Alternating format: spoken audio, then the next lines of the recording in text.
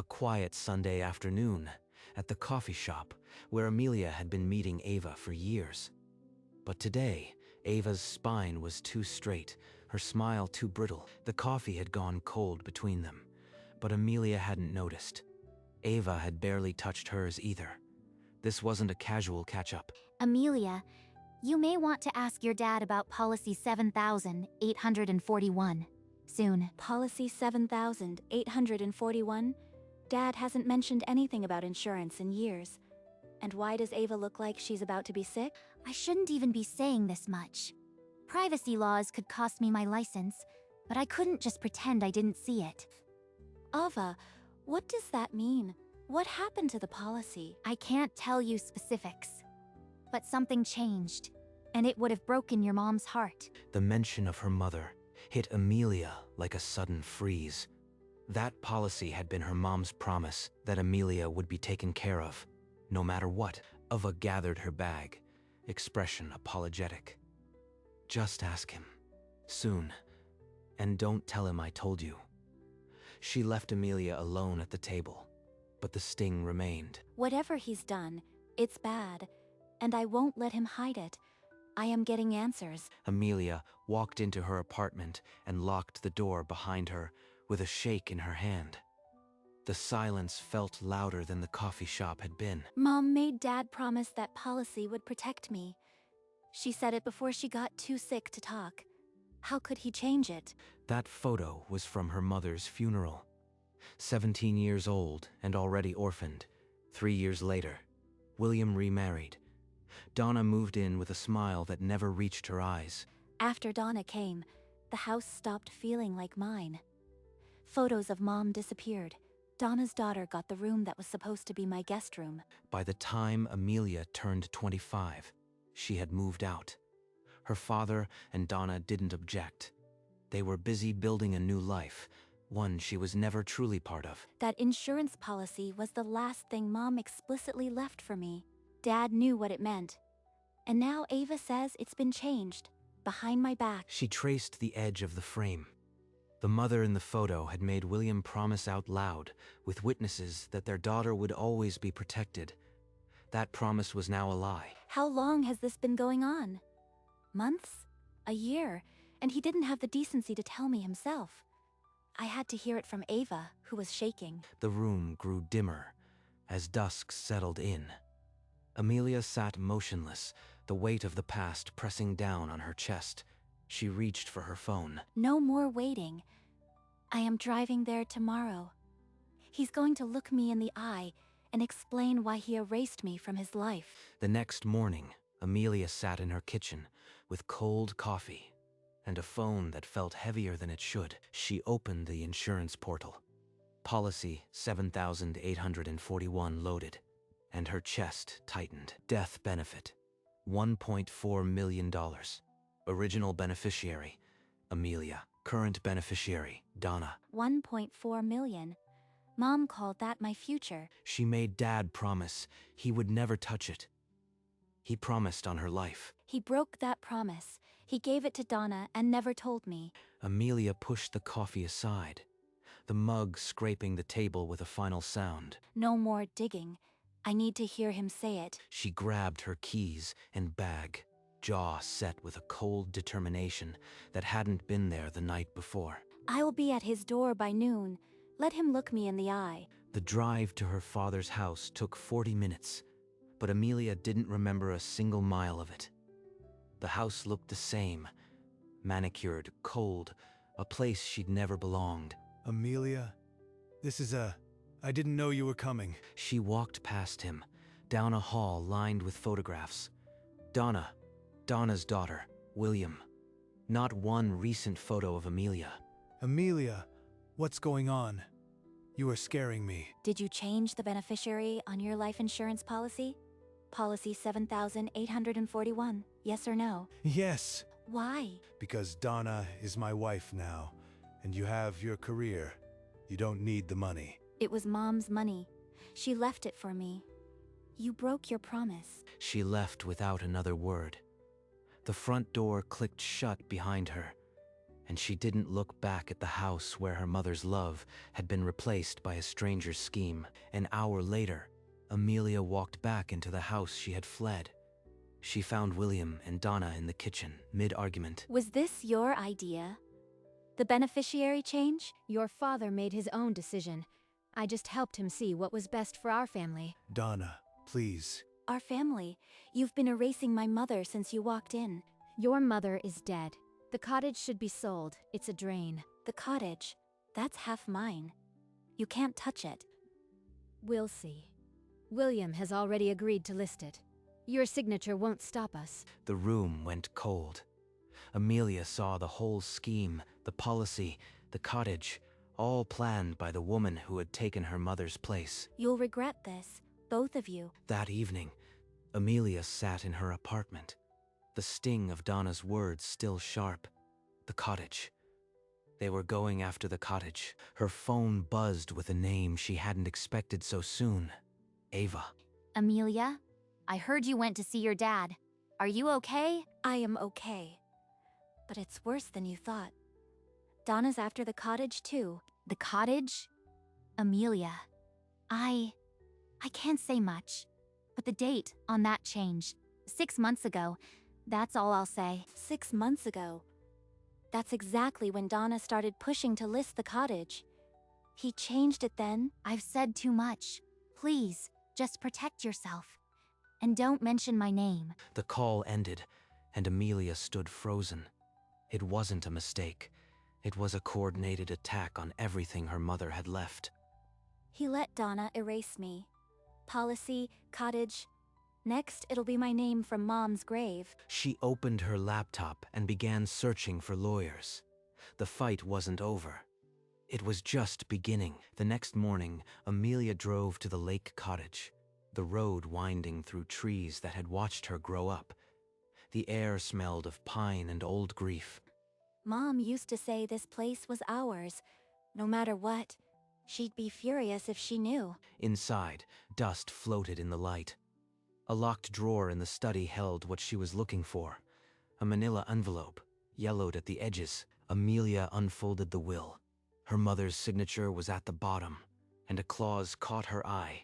Joint survivorship. The cottage shall pass to the surviving joint tenant, and no sale shall occur without the consent of all survivors. Joint survivorship. Dad can't sell without me. Donna doesn't have a say. She can't touch it. Amelia stepped outside, the will in her hand. The lake water shimmered, and for the first time in days, she breathed without pain. Mom made sure I had leverage. She knew something like this could happen. She protected me even now. She tucked the will into her bag and took one last look at the cottage. Not for nostalgia, for the fight ahead. They want a war over Mom's legacy. They're about to get one. Amelia arrived at the downtown law office, the will clutched in her bag like a weapon. She passed through the glass doors of Catherine Hayes's office, the nameplate gleaming under soft light. This clause is ironclad. Your mother made sure no sale can occur without your signature. Donna's pressure means nothing legally. So I can stop them? Force them to leave the cottage alone? We can file a formal demand. It'll freeze any listing and put them on notice, but it won't reverse the insurance change. The insurance is gone. I knew that, but the cottage is Mom's soul. I won't let him give it to Donna's daughter. Catherine slid a draft letter across the mahogany desk. Amelia read the words that would forever alter her relationship with her father. Send it. I am done letting him pretend nothing has changed. Once this is served, there's no turning back. He will see this as a declaration of war. He declared war first. I am just defending what's mine. The certified letter arrived on a Thursday morning, delivered into William's uncertain hands. He tore it open at the kitchen table with trembling fingers, Donna reading over his shoulder, her breath sharp. A legal demand from your daughter? She's threatening us. This is greed. Donna, calm down. This letter. I didn't expect she'd go this far. I told you she'd turn. Now she wants the cottage and the money. She wants it all. William stared at the letter, the legal jargon blurring. For the first time in years, he looked afraid of his own choices. I changed the policy. I never thought she'd fight. This is a disaster. We'll fight. I won't let her take that cottage from us. Court, if necessary. The silence that followed was heavy, the first real crack in the foundation Donna had built. What have I done? She's my daughter, and I am standing with the wrong person.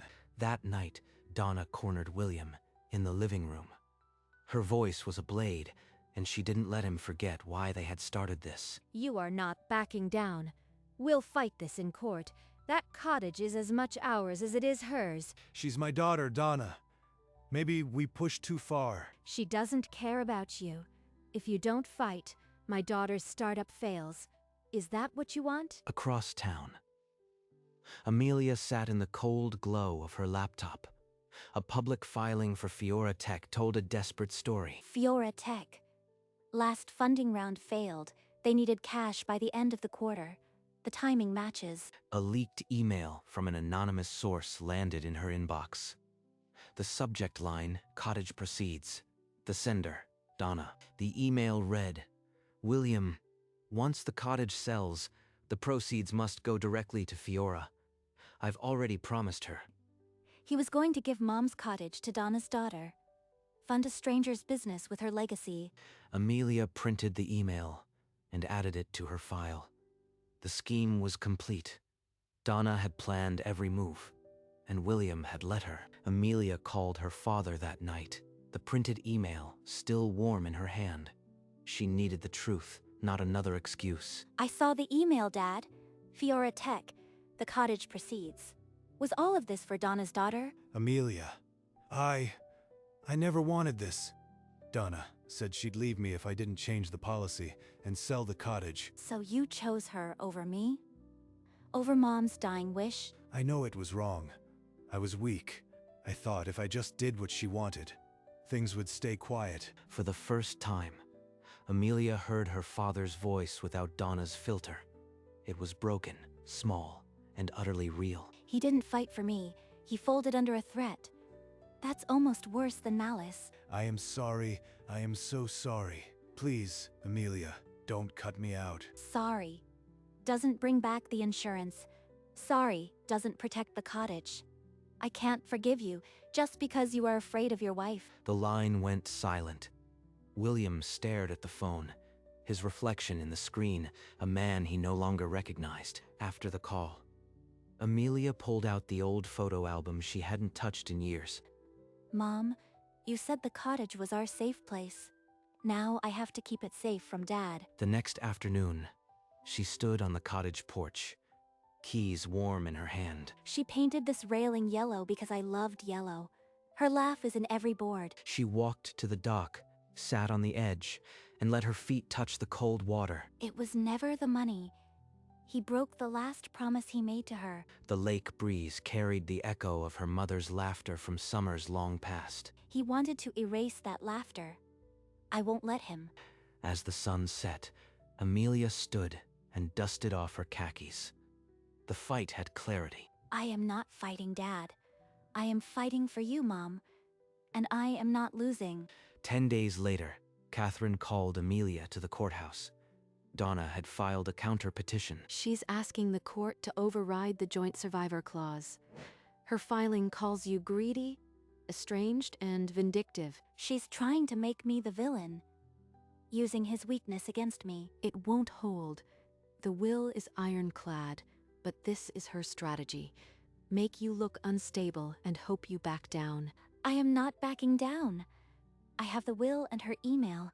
Let the court see who really schemed. At home, William found a copy of Donna's filing on the kitchen table. The language was brutal. This is what she wrote about my daughter. Ruthless. Cold.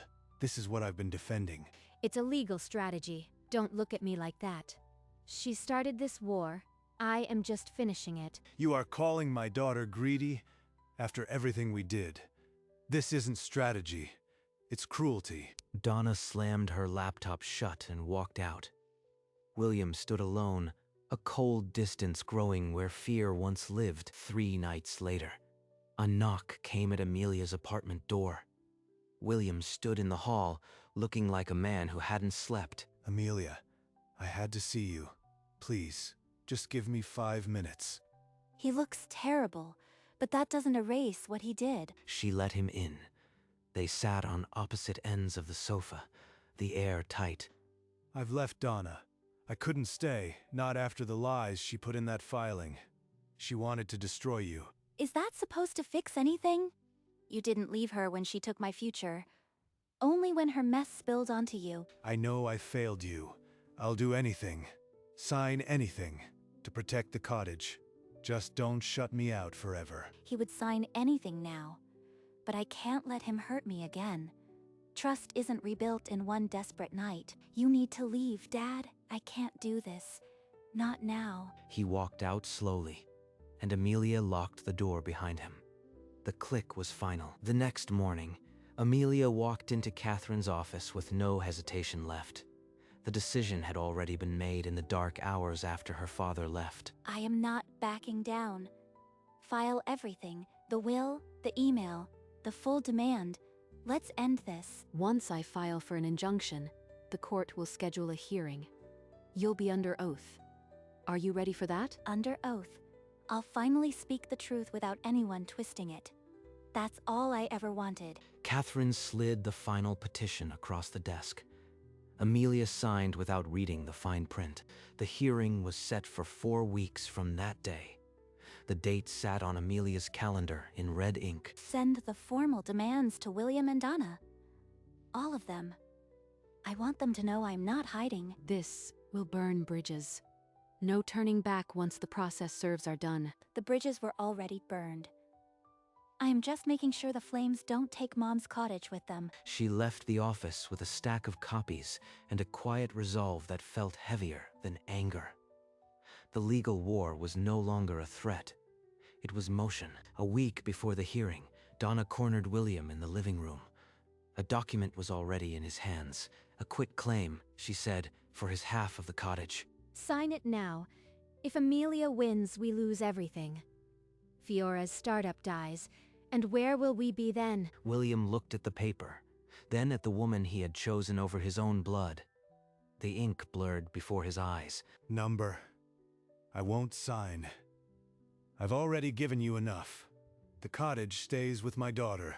Your daughter. She sued you. She's trying to ruin us. She doesn't love you. I do. The mask fell away.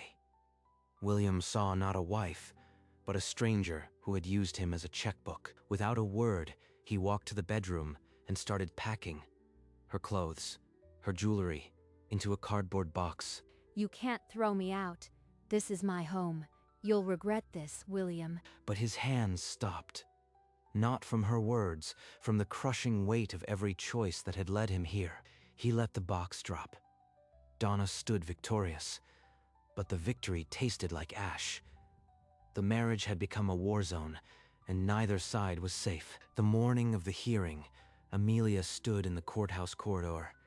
Catherine at her side. The air tasted like metal and finality. Inside the courtroom, Catherine placed the joint survivor clause before the judge. The language was unmistakable. Your Honor, the will is explicit. No sale without joint consent. The counter-petition is an emotional appeal, not a legal one. She's right. The email proves the scheme. He just has to read it. Donna's attorney argued emotional distress, but the judge cut her short. The bench had seen enough. The ruling came in 3 minutes. The joint survivor clause was upheld.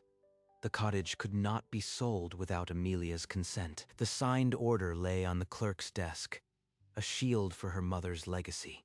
Donna's scheme had failed. Mom, it's safe.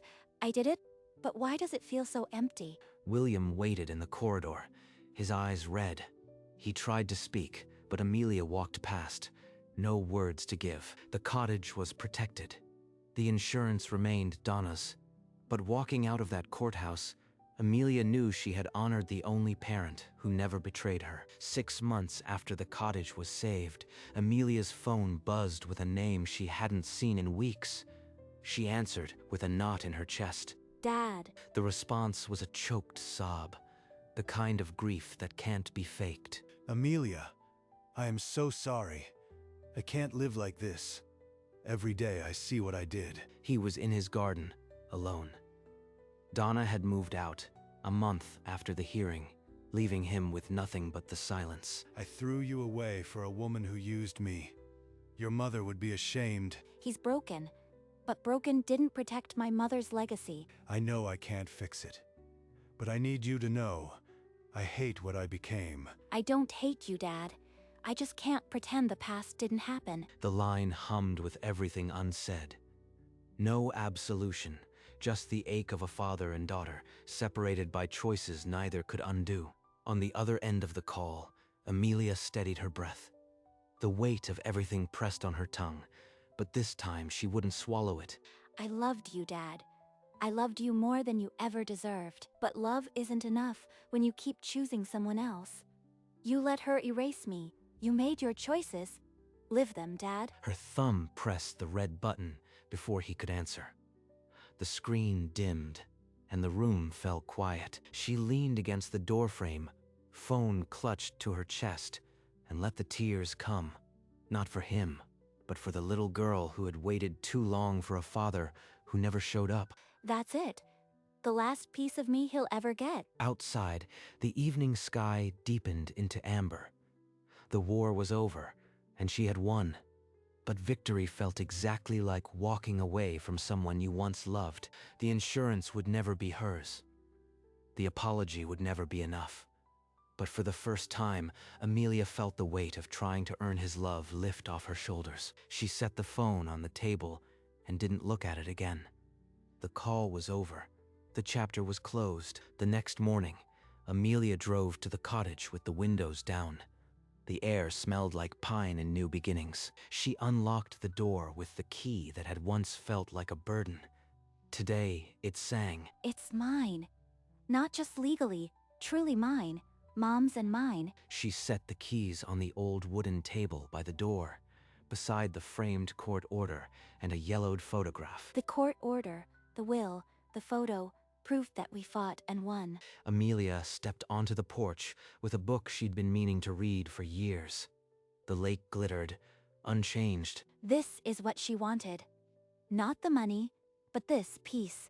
She didn't open the book. She watched the water and remembered her mother's laugh, still alive in the boards of the porch. I lost Dad, but I didn't lose myself.